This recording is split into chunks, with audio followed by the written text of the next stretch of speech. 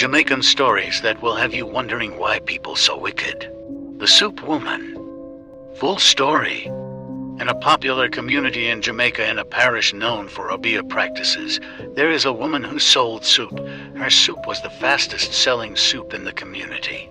People used to buy the soup and never be satisfied. It's like they could never get enough. Each customer sometimes ended up buying 4 to 5 cups of soup.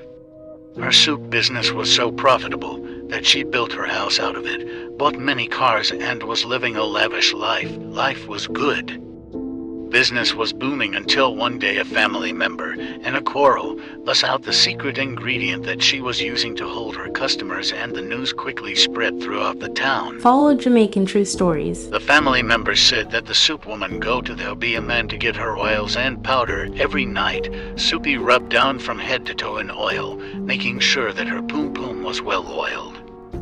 Then she would put on her night panty and clothes and go to sleep. That same overnight panty is what she would boil in the soup. That oil in the sweat in her overnight drawers was the secret ingredient. That was what hold the people.